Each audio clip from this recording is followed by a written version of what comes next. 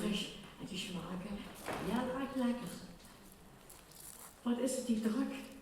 Wat zit er hier voor nu? Is hij het te doen? Is hij een vers opgezet? Maar waarom lacht dan geen? De galk steekt. Volgens mij gaan ze weer in de hangen vandaag. En als hier in de hangen wordt, dan is vers op de borg. En dan komen veel lucht, want dan is hij te doen. Ja, dan komen ze wel naar af. Ach nee, ook dat nog. Dan komen die twee heksen van Donner, die doggen onder de Junit. Verschrikkelijk, die weesvrouw met haar zuster. Ja, en dan doen ze al het vaddelen met die kruien en met die steen zijn ze dan mee bezig. Jatje, wat is het toch weer een schandale? Wat is het? Ja, ik weet het wel, je zit heksen, je zit in de duwen te zetten en je wilt me koud doen. Ah, wij doe jij je bedoeld te gaan, niet hoe gaan in de schoot. Hè? En wat verschieken dan, dat zit ik al niet. Ja, ze gaan naar de hangen vandaag en dan moet je eens kijken wat daar afkomt. Vuil u. Maar wil je me echt niks doen? Maar nee, Jatje, we zijn hier om zwaar te verkopen. Hier zijn vuil. En de wet, hoe vuil u zijn, is het goud verkopen dus. Ja, dat gewoon niet naar. Ja. Ach, Jatje. Ah, die Jatje. Het ziet altijd over dingen die er gaan niet zien. Nou ja, het is een heel goed fruik en er zit helemaal geen kwaad in, maar ik heb toch liever niet dat het mij heks noemt. Als meer mensen het doen, dan kan het gevaarlijk zien. Daar heb je gelijk in, dat klopt. Maar fijn dat hier met zo vuil gekomen zit. Boeren, burgers en hoge heren. En niet te vergeten, hoge dames. Ik zie geen vuil bijeen, want vuil bijeen, dat is goed voor de zaken, zullen we dan maar zeggen. Eens kijken, wij kunnen het gelukkig maken. Geen meneer, wat doet hier van een dikke beurs? En een dikke nog niet. Ik zie inderdaad, door die molens gaat weer op. Dat is in een andere aan de kant, en wat roet. En die aan de andere kant, die had ook niet langer te gaan. En nog hier niet zo, dat is ergens genoeg voor allemaal. Maar, hier heb geluk. De Rika de Gruievrouw en die God de Wiesvrouw hebben voor alles één remedie. En zo'n lijntje, dat is zo gebroken. En extra billig, als ik er 2 niet mag krijgen. En wat zeg jij, madame? Opgeblazen gevoel. Als de helemaal daar iets achter van niet meer vandaag werd. En eens kijken, Och, wat een lief gezichtje. Nou, wat kijkt ze nog op eens net naar mij? Zeg maar niks meer. Maar Gonda en Drika, die zien toch alles. Ook dat, wat wij er niet gezien kunnen worden. Zo zien we bijvoorbeeld dat maar hier allemaal hier naartoe zit gekomen om te komen kijken wie ze een onschuldige fiets gevangen. Nou ja, onschuldig, natuurlijk heb ik het metgenomen wat niet van hun is. Nou, het is ook. Als nebestig werkgever, als er geen goed op de plank wordt. Omdat ze het gezag wat die hoeige hieren niet bevelt. Dan zeggen ze, dan we de pockets rondgereden. Zeg, klap, met Steven! de duivel hebt geschoten. Wat zegt zo de meter, keer? We zien alleen En met doorlopen. ons plantje aan het poten. Wie moet hier toch zeker ook op komen, of niet dan? Ik moet ik zorg niet hier met je opgroeiende fruitjes en duwse praktijken. Krijg je dan bezwaringen. En dan ook nog eens de centen moeten thuis stoppen. No. Hier zal ik maar weinig centen op de tasje kunnen knoppen. De lui, die hebben nog geen nagel, dus ze gaan daar vlotte kaarten. Mensen doen wel dat die zo te horen zult. Hier, of hier kijken ze bij deze man niet. Mensen, dat denken ze geen niet. Nee, echt niet. Als ze het wilt halen, dan moeten ze op die hooggeborenen daar, wie ter woord zit, op die fabriekjes. Maar hier niet. Dat scheurt wat ik gezegd heb. Doorlopen. Maar ik weet het niet. Kom maar.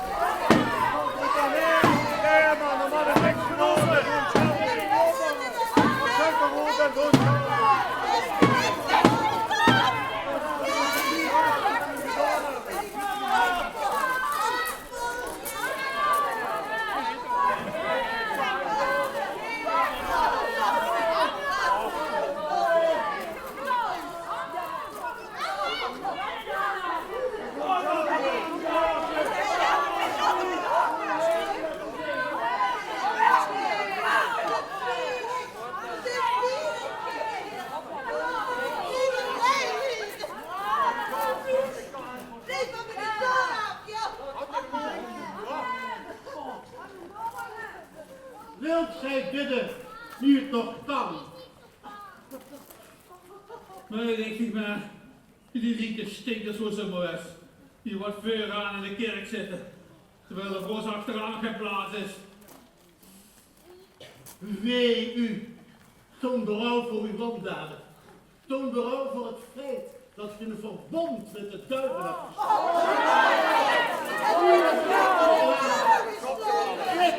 En kus het kruis. Vergeving. Oorstoel, wie ik mijn keer niks zeg.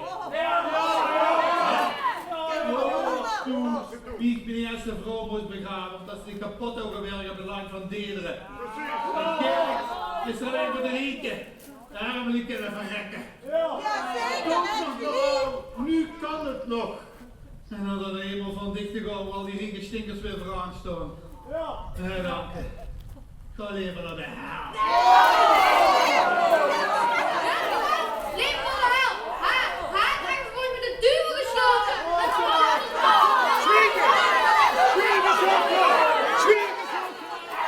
Zwieren zulke allemaal, want we moeten hier. We moeten het vonnis volstrekken. Hij heeft de kondersending gemaakt en dan moeten we wel weg.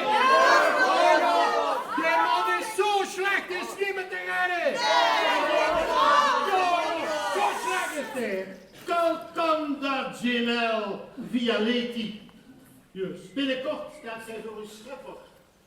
Memento uomo, quia pulvises, ad in pulverem revertis. Ik zal voor u bidden. En ik? Gods op dit!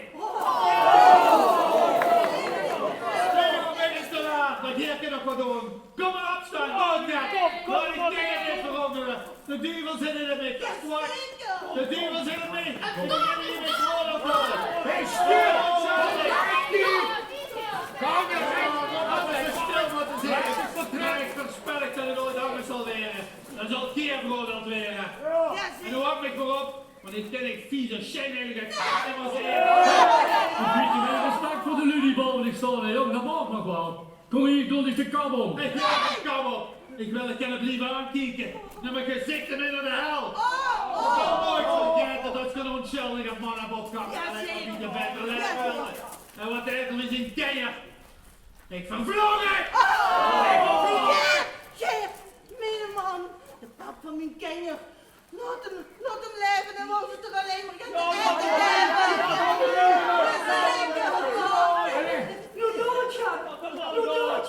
Ik ben onschuldig. Houd dit gewoon stil! Houd wie! Het is toch even van u? Ja. De muur! Maak niet de want alles wat hij zegt is vergif in de massa! Gewoon je aas! Wacht!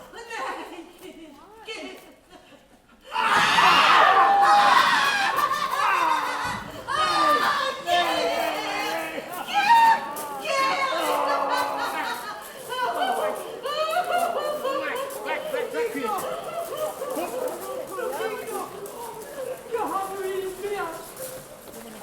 De wanden, tegen dragen op. Tegen zogen. Toen weet ik zelf nog geen vlees op de knuik had.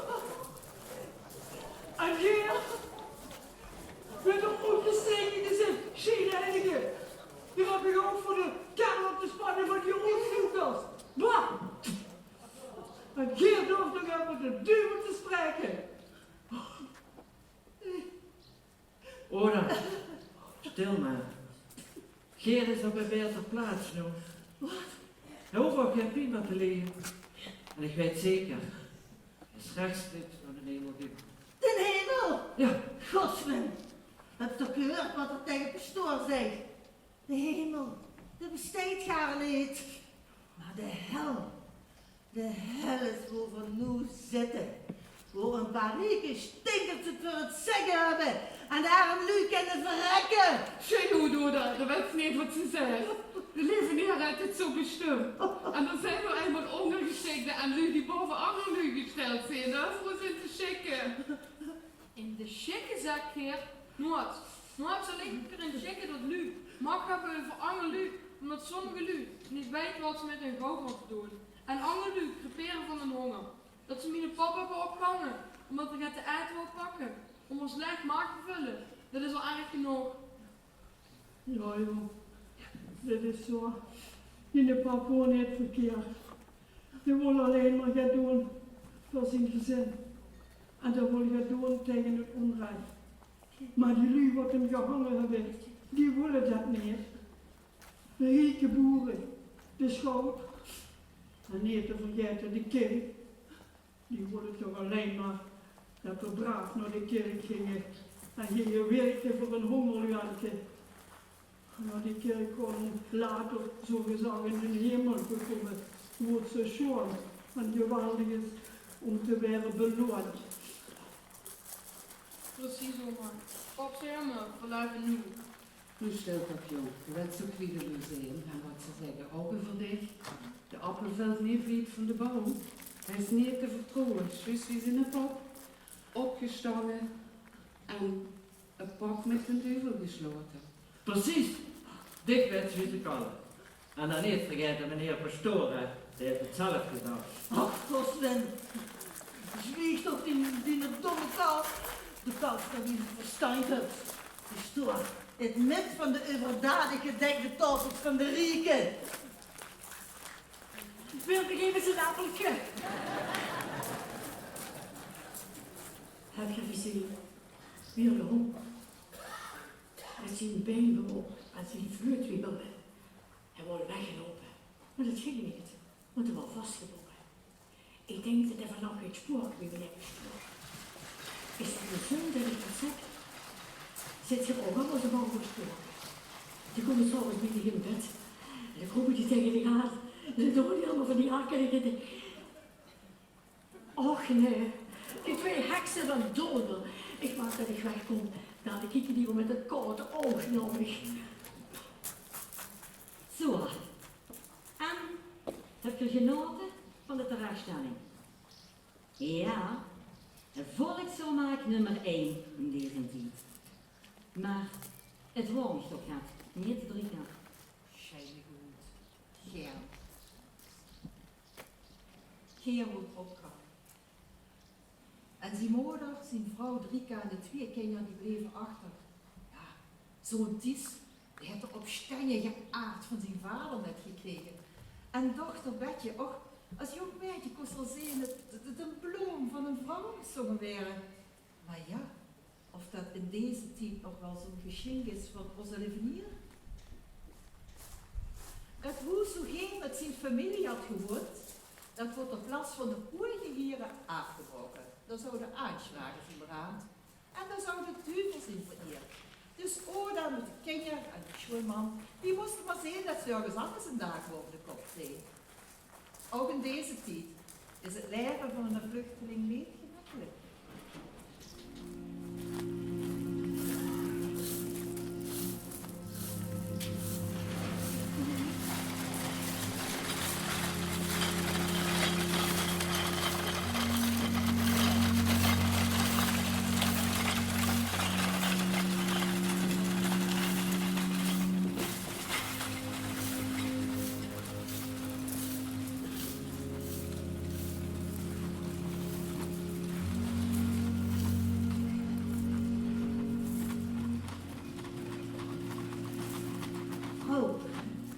Zoveel, alsjeblieft.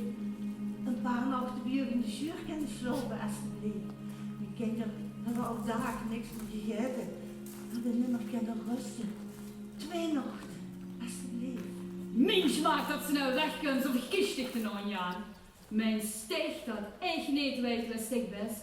Du bist die vrouw van de geer wat ze gehangen hebben. De schmeerlap uit de brave mijn zwager en schummer vervallen. Zijn vrouw verkracht en alles van wereld te kwijt gehaald.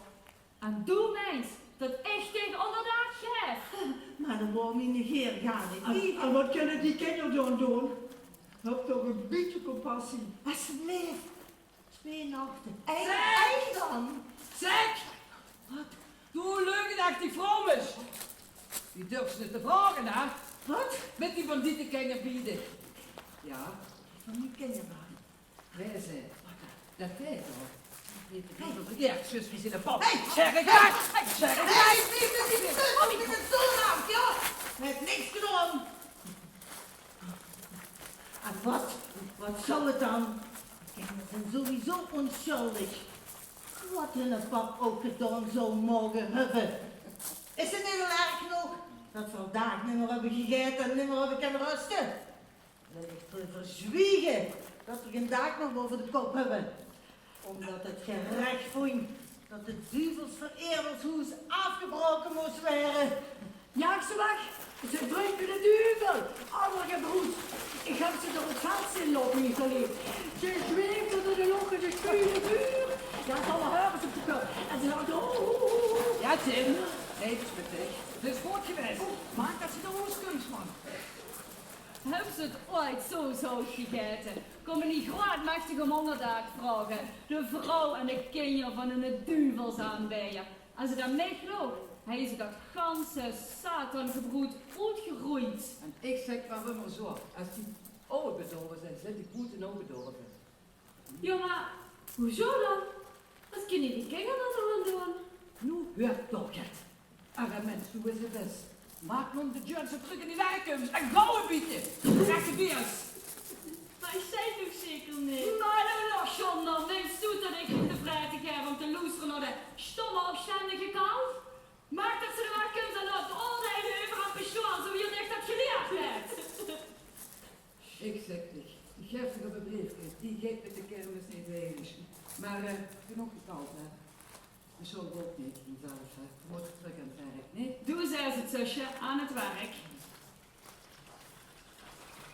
Het wordt onnastiger voor Oda, Bertha en de kinderen. Ja, die eten moeten ze stelen. Want jullie hebben ze niks van praten. Die van sommige armen zelfs, die zelf die foute mokkenaaien, die wilden nog wel eens een charmebietje eten delen met een dakloze. En met zoveel lui delen, als ze zelf niks hebt.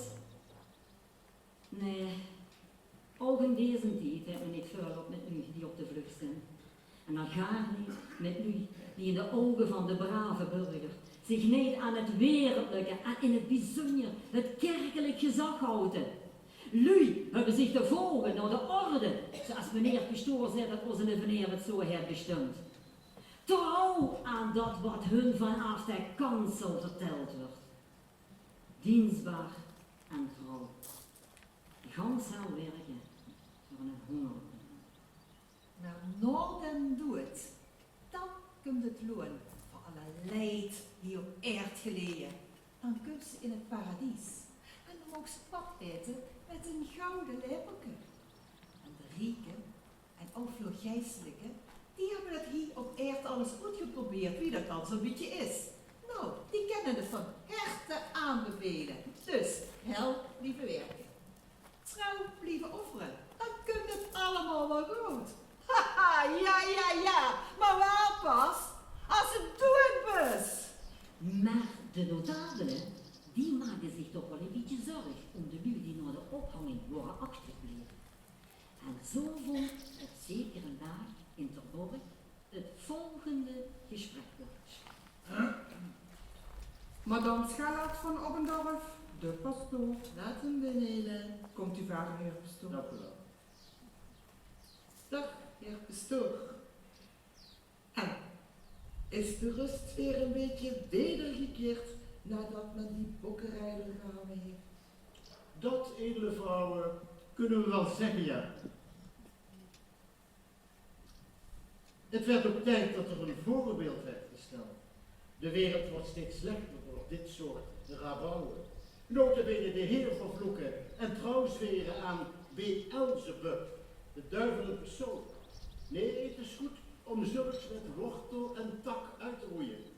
De schout en zijn rakkers, die hebben goed werk verricht.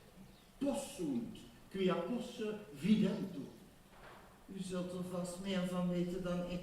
Maar trouwzweren en hoe noemde u die duivel ook alweer? Beelzebub. Ja, daar moet je niet te licht over denken. Beelzebub is de vorst der demonen. De Satan in eigen persoon. Ah, u kent hem. U drijft de spot te blij. Maar, bestoor, wat zegt u nu? Ik, met u de spot drijven? Ja. Dat werp ik ver van mij. Oh. Madame, de schout vraagt toestemming om u te bezoeken. Laat me mee. Komt u van heer schout? Ja, alsjeblieft, dank u. Iedere dame, Johanne, dag heer Schout. Wij hadden het net over u. Beelzebub. Wij hadden ze wat vergeten, hoor. Laat maar heer Schout, de edele vrouw was even met iets anders. Fijn dat u ook hier bent.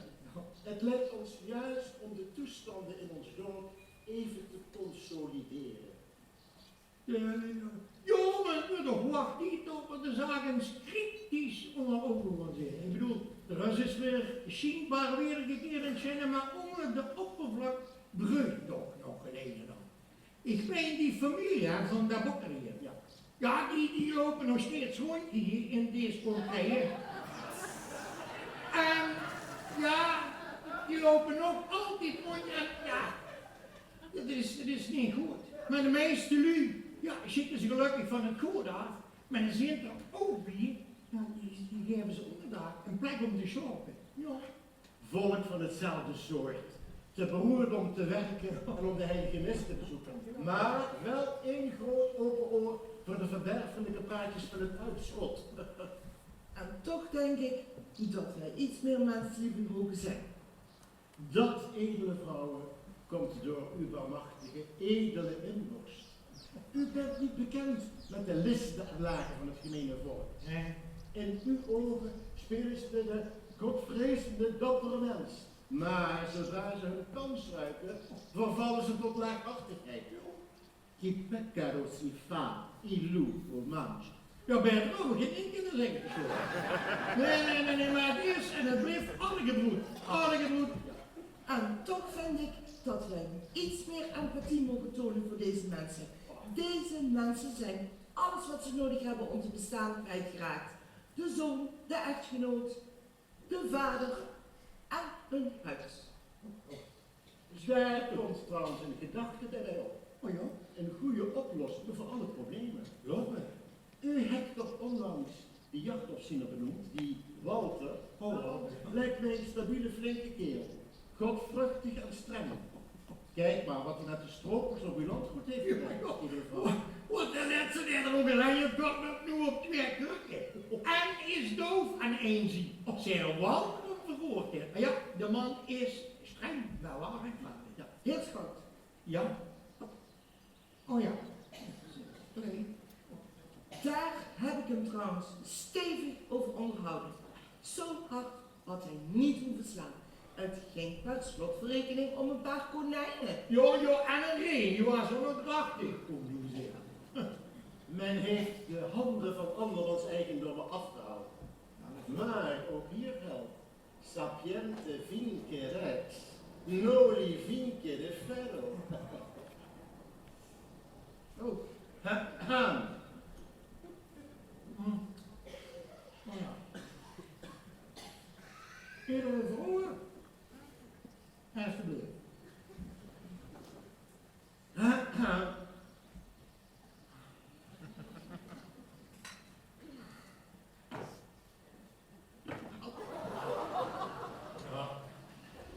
Nou, kijk, die Walter lijkt mij een heel betrouwbare man.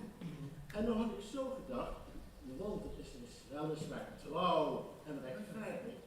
Maar daarnaast is hij ook nog oerlelijk.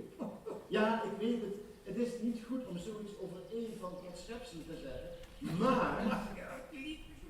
Dit is zo lelijk Je moet nog aan achteraan in de rie hebben geslagen wie ze de gezichten hebben doen gedeeld. En nog erger, die keken er nooit kapot aan de ketting. Heren! Hoe mooi, of hoe lelijk ook. Het is een schepping van onze lieve Heer en daar hebben wij niet over oordeel. Ja, wat ik eigenlijk wilde zeggen. Ware schoonheid zit van binnen. En zo zal het bij hem ook wel zijn. In ieder geval woont hij in de jachtovzienerswoning. Comfortabel, groot genoeg om nog een paar mensen te herbergen. En dat blokgerijdersmens, die moet blij zijn als hij het dak boven de hoofd krijgt. Dat klopt. Dus u wilt voorstellen om die weduwe, Oda heet ze geloof ik, in te laten trekken bij Walter? Iedereen is erbij gebaat. En als een van die vrouwen en die kinderen opeens haar herinnering gaat doen, bijvoorbeeld de duivel vereren, nou, dan maakt Walter er wel heel gauw een einde aan. Nee, ik denk dat dit de ideale oplossing is.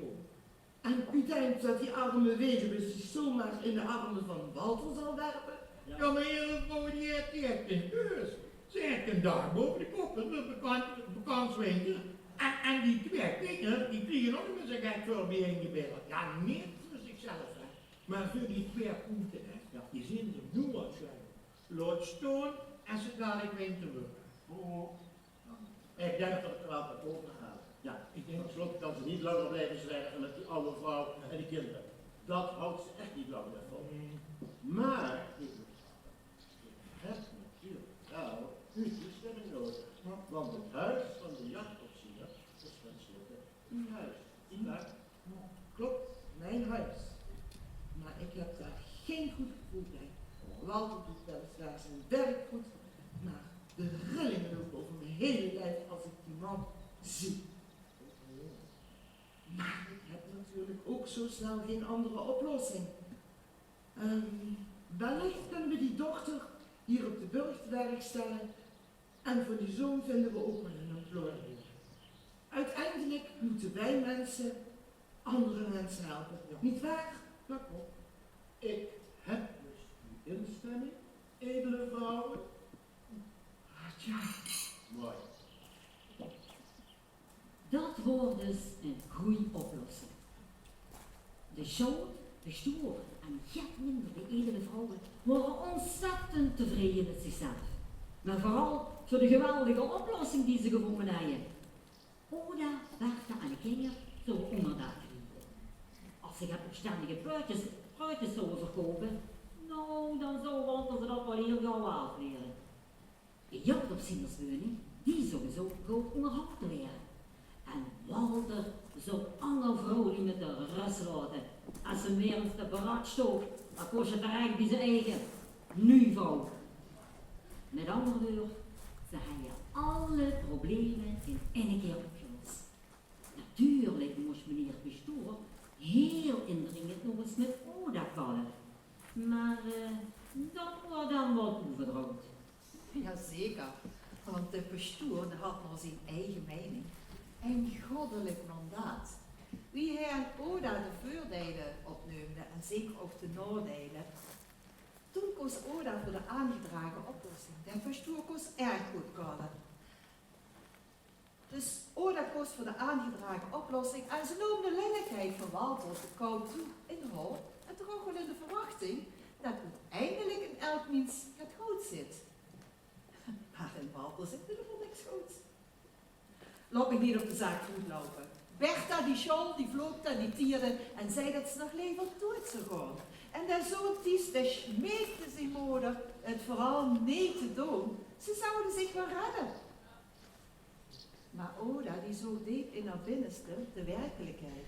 En ze zoog zichzelf samen al met haar schoonmoeder. En de twee kinderen helpen creperen. Tja, ze capituleerde. En deed min of meer wat meneer Bestoor had opgedragen. Ze trouwden met Walter. De eerste avond na de trouwerie komen ze thuis in de jachtovzienerswoning.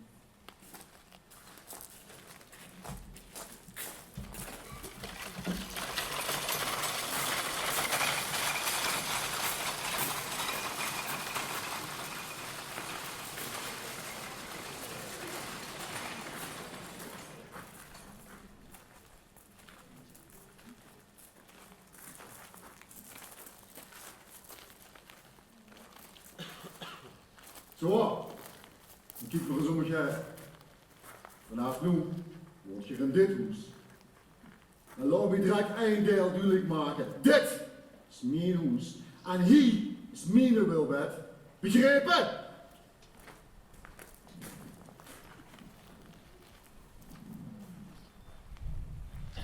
Heb je me begrepen? Je hoeft niet zo te schrijven. En tenslotte, dit huis is van de edele vrouwen. En du moet zo blij zijn. Heb ik tegen vrouwen moeten spreken? Als ik al heel stoel en moe, is natuurlijk. Zeg, leer ik dat toch niet zo in mijn oren? Dank je. Het doet eindelijk dat stomme kop van dit een prettige knaak. Jeez, met die put van mijn zoon af, joh. Heb ik niks gedaan. Dat is niet loes.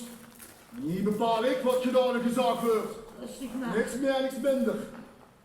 En nu, uit mijn ogen, wegwezen en boven mijn rug. Hé dan, kom maar.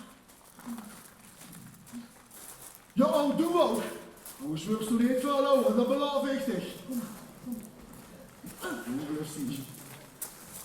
Wegwezen ook gezegd, matige weg. Naar boven mijn rug. Kijk het nog. Oh. Is het nu al?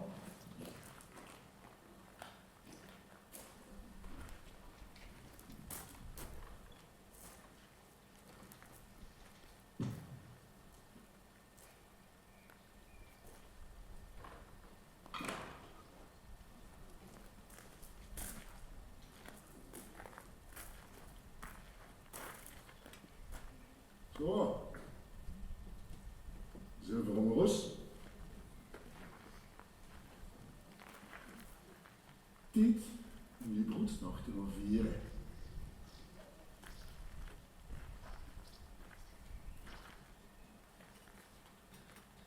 Is dat? Best soms dwangveilig.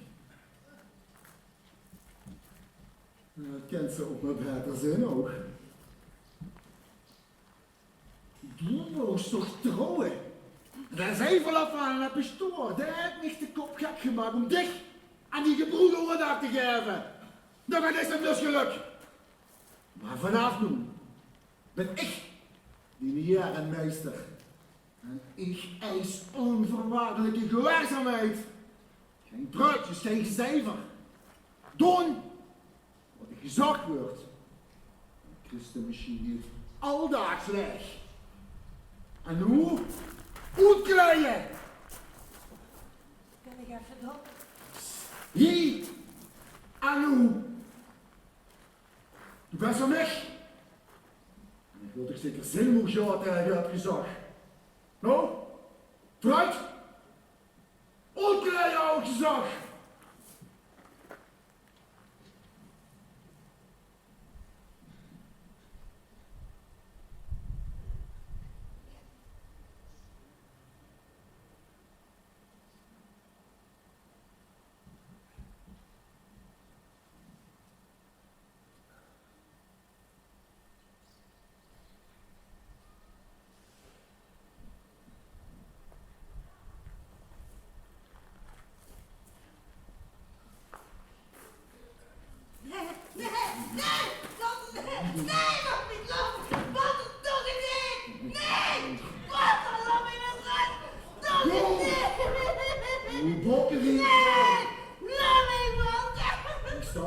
De zin wat pokkerieën is. Laat het denken, ik ken je wel. Laat ik met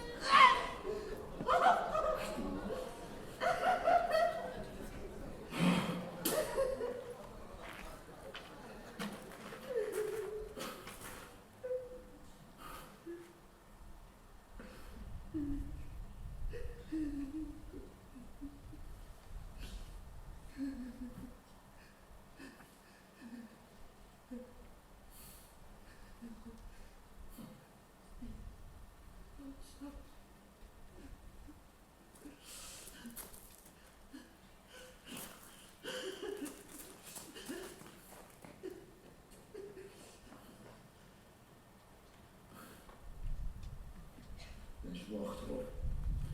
Liggen een vrouw met boetepoten. En nou spannend gedaan. Nou. Ik snap ze met leven al eens een foutje wacht. Als ze alleen zijn, jong. Maar ja, dit is wat de edele vrouw wil. Ja, en die betaalt niks. Dus. Oda en haar gezin wonen nu in het huis van Walter. Een echte verbetering kan ze het niet nemen, maar goed, ze hebben een dag over de kop en ze kregen ook wat te eten. En dat is leert van Walter het vak van jachtopziener. Want vervolgens moet wel gezegd worden, dat Walter is een verdomd goede jachtopziener. Maar Asmin stelt er helemaal niks voor. Het is een ongelooflijke brut. Taal niet wie er met vrouwen wordt opgehouden. Is eigenlijk wie ze het noemen geestelijk misvormd. En ondertussen zitten Oda de kinder en de moeder. Die zitten ermee. En de enige die dat aanzuigt en ook van doen wie metkriegt, dat is de oude knecht, de Jacob. Maar ja, van daar zeggen ze ook dat er niet meer humor van deze tijd is. Ja, en dan hebben ze nog meneer Pastoor. Och, dat bent werkelijk dat inziet waarop hij alles wijs en vrij is. En als dat man niet zo waarachtig Steven zijn knaak zou zien, dan zouden ze zichzelf op de schouder kloppen en zeggen, goed gedaan, eerwaardig. Enfin, bij een ander nozel, een ander ierling, gij het leven weer. Maar weet je allemaal weet, het leven bestaat niet uit ierling alleen. Nee, gelukkig bestonden er ook nog leuke dingen. Zo wie bijvoorbeeld kermis. Ja, weer hier jaar kermis. En toevallig steekt dat groot gebeuren nu voor de deur. Heerlijk, eindelijk keer per jaar. Kermis, heb ik echt de zin in. Ja, maar denkt dat die voor extra werk hebt nu gemaakt naar de kermis. Ah, dat is wies voor, of dat is het niet. Dat is ook wel weer waar, ja. Maar zo wie je wel allemaal gemerkt hebt, is de edele vrouwen best wel mincheleerd ingesteld. En ook altijd bereid om die te helpen. Nu weet het dat het zo is met de kermis, dat jeker jaar met de kermis een paar dragonders. Ene oudere, niet zo'n erge slummerig. En ene jongere die een beetje beter die de pinken is, moeten helpen om de orde te handhaven. Ze vingen onderdak in de woning van de jachtopziener. Nou ja, onderdag, dat wil zeggen in de stal waar het vee steekt. Lekker warm en een dag boven de kop. De avond voor de grote dag komen ze aan in het shed.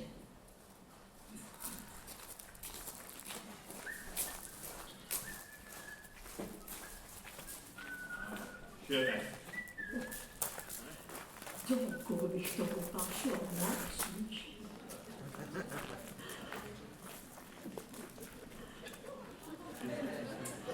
Dus kijk, hoe die schon appeltje nog niet gelassen. Zeg, schon mal zu. Schon mal zu. Hier zie. Ik zal hier een appeltje nog weg willen lassen. Nee, dan. Hier, Purvis. Ze zijn lekker.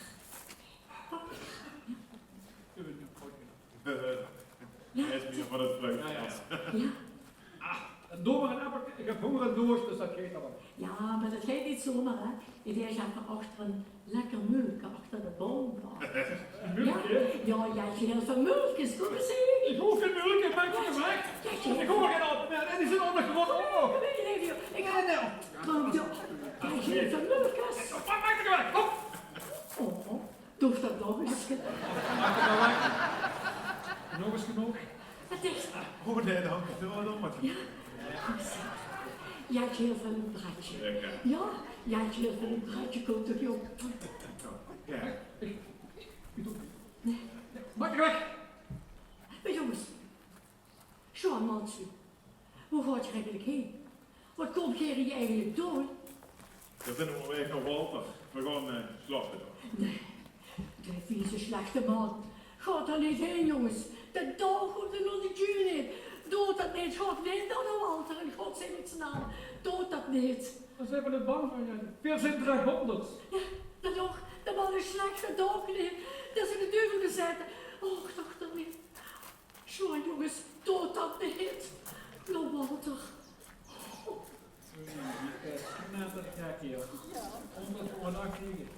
Niet dat het best wijn.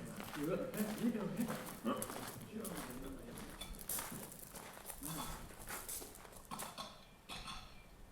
Oh. Wat is hier gebeurd? Vorig jaar maakte een of andere lelijke kerel de deur open. Deed je pien? Wat? Wat moet Pien dan hebben? Wist je hoe de hemel gevallen bent? Blijkjes, ik heb hier op dat boerenland nog nooit van zijn leven gezien. Een prinses, zeg ik tegen. Kijk, wat is... Een prinses, wat is het? Precies. Oh nee, nu hou ik niet voor die gek en maak me niet van kijken. Ik wil nog een keer aan een meisje dat die is dat ze... Lopen. Wanneer kan ik het van dienst? Ja, er moet wat niet melden. Of moet dat niet moeten? Ties, de hazen van Pompenstein. Is goed, kom ze ook zo. Ik heb gekeken wat naar de edele dame moet. Ik kom zo in. Als ik hier verder ben met mijn zuster, dan kom ik in. Goed. Hey, wat houdt ze nog in de kop? Wat bent u mee bezig? De heren stonden hier en... Ja, dan heb je weer een of ander straatbel naar boete. Nou waar ik bezig en dat soort zaken zie je het handelijk zelf af. En dan mag het vriendelijk, of niks zelf van eer. Oh. Bij mij doe ik het niet, met mijn zaken. Houd je trouwens fijn boete, mensen. Het is dat de edele vrouwen het zich in de kop gehaald hebben. Dat geen dragondertjes hier niet meer op de zuur mag slapen. En voor de rest heb je geen kleurigjes met te bemoeien. En hoe? Wegwezen. Oh, kleurigjes vergeet. Geen vuur naar boven, hè. Staat gezammen op straat. Zo krijg maar ook geslapen. Nu wegwezen.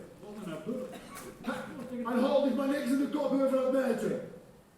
Voor mij, gekregen van meneer Pastoor en de edele vrouwen. Op een presenteerblaadje. Dus wegwezen. En dich? Wat moet dat? Wat houdt zoelig in de kop? Hangen eruit, maakt ik eens nuttig. Verdacht. Ja, het is niks van alle kerels op de auto die... Ik heb op de kroon gehaald. Bah! Echt waar. Kijk, niet meer boven. Nee? En, klaar in de mooiste. Jo, Walter. Wat blijft? Jo, Walter. Oh, dan kijk je hoe de varkens van voren. Zeker, Walter. Vurigs vergeet trouwens. De edele vrouwen hebben het zich weer in de kop gehaald. Om hier twee dragonders in te kwarteren. Helpers van de chance, wie ze zeggen. Nou, luister.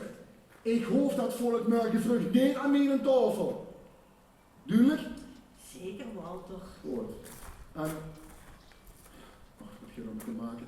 Luister, die varkens, ja. Hup, je wil het de vrouw krijgen. Echt waar. Oh. Dat is zo'n mispunt van een kerel. Je moet dat lelijk bakken, nog geen fatsoenlijk woord meer komen. Weet je wat het is, man? In het begin dacht ik, oh, dat wordt wel beter. Maar het wordt alleen maar erger met de vent. Ging de liefde de ganse dag dat het te sjellen en te knoteren en te godveren. En als ze niet snel genoeg nam loesters, dan uit er direct erop. En s'nachts dan? Wie? Wat wie? Zal ik duidelijker zeggen. Wie behandelt er tegen bed? Och. Maar ook. Ik heb al zoveel metgemaakt. En ik weet best wie dat moet gaan tussen man en vrouw. Maar tussen die en de Walter ging het niet wie het gaan moet, dat weet ik wel zeker. Och, om de Walter. Dat is geen mens. Dat is een beest. Nee, erger. Hij kent ook niet wie een normale mens. Hij kent alleen maar als er geweld gebruikt. En huiderig. En als er fertig is, wil er mich liggen, wie een nutte lommel. Dan zeg ik maar niks. En dan word ik best slecht. Gelukkig is dat nog wel slot. Nee, mama, dit is geen leven. Ik ga niet kapot. Ik kan het ook niet blijven doeren. Maar wat nog erger is, de laatste keer tijd, dan kijk ik zo naar het bedje. En niet wie een pap naar zijn dochter. Nee, anders. En dat maakt me bang. Kijk, Mathies, dat is een heel lange vrouw. Die leert vlot en dan neemt hem een hoop werk moeten hangen.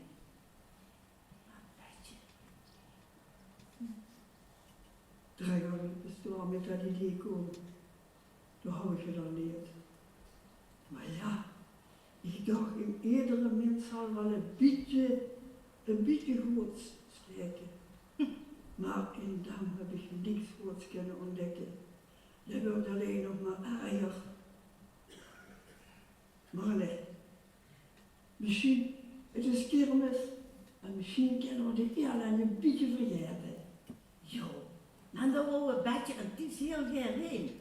En dat heeft er ze gelukkig nog niet verboden. Het zal wel vergeten zijn. Ja. Om die varkens moeten je het hebben. Die varkens. Nou, ingewikkeld wordt het. Alsof ze nog niet eerlijk genoeg hebben, kregen ze mij ook nog voor een paar dagen kostgangers.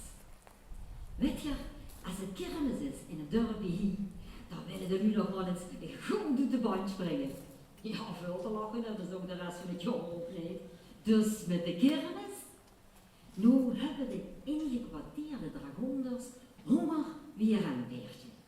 En omdat hier de deuren niet gesloten zijn, slopen ze stiekem de keuken in, midden in de nacht. Ik mag toch hopen dat ze hier toch een keuskappen brood of zo van de geuvel hebben gelaten. Voor mij voor een stukje vet maken. Ik heb honger weer peer. Nou zeg wel. De man heeft niks van vertrokken en een flinke tijd op de pap gegeven, maar dat is een lange weg. En die appel van het mafvrouw sloopt er gewoon niet. Mies, ken je, ik wist niet dat ik zo'n honger moest hebben. Oh, ja. Hé, Alec. Dat liep wel een stukje vetspek. Liek wel, dat is het, een richtig stukje vetspek. Maar zo te zien ligt het wel, dat niet. Ach ja, ik heb het durf niet, joh. Ik loop eens over de liaar aan, ik hoop dat niet. Dat werd ook niet altijd gegeten werd. Oh, ik neem een beetje met de boet, ik pak het met een klein vuurtje. Oh, heerlijk, verrukt. Heb je nog een keus kapot? Ik denk dat dit niet tot de burgerman betreft. Maar doe deze nou, voor mijn spek.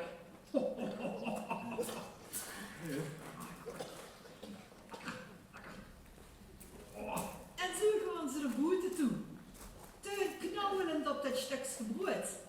En Ger gaat met een ooigbaan aan dat stuk vetspek aan de gang. Volgende morgen komen ze de keuken weer binnen om te kijken of er wat lekkers op tafel komt. Ja, ik mag hopen dat het ontbijt fatsoenlijker is. Jong, in de maag, dat heeft geknord en gerommeld en ik heb je oog toegedoven nog.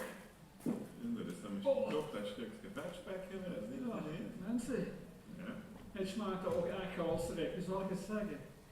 Maar voor het verk moesten afkomen is de jaar die zo'n fietsje toch gelegen geweest is. Gadverdamme. Dan begrijp ik niet, dus toen ik dat toch bij kennis in gehouden heb. Ga je dat wat te lekker krijgen? Ja, is normaal. Geen honger, kom ik op. Kapot zoeken niet. En Joke, best ik het kwijt, jong, de beste ronde zwavelen. Och ja, dat moet eigenlijk geen naam hebben. Ik zoek nog even. Ik moet het vinden, want het begint pijn te doen. Wat begint Piet te doen? Voor pien krijgen terug. Och, daar heb je gelukkig nog geen last van. Joke boven hebben we geen last. Was krijgen. Ik kan het eigenlijk net zo goed zeggen. Mansluw omheen zal ik maar zeggen. Ja. Weet je, het is zo. Ik heb, als ik een dag flink gezwet heb, dan heb ik nogal eens last van verschrikkelijke pijn tussen de botsen. En nu heb ik zo'n rondtrekkende genever. Daar heb ik een goede remedie aan de hand gedaan, al lang geleden. Jokke, wat is dat voor remedie geweest? Ja, je zal het niet geloven. Maar hij zei tegen mij, Jacob jong, als je nou weer die akelige, pijnlijke pien tussen de badzuilers, dan pak ze dich een druk stukje vet spek en dan geef ze met over de pijnlijke plaat. Wat is het met hem? Wat is het met hem? Wat is er met de arme jongen dan? Nou, ik heb het idee dat ik kan worden een beetje het spoor op het maken. Maar ik weet dat het lang goed gaat. Ja. Ja, nu is mijn stukje respect dan. Tom. Dames en heren, dit was het eerste deel van het toneelstuk De Kop en de Kelder. We zien gewoon van de wc gewoon dat het niet goed horen met het schutsgesprek. Hier kinderen van een drankje genieten in de achterkant. Hier niet gesteeld te worden.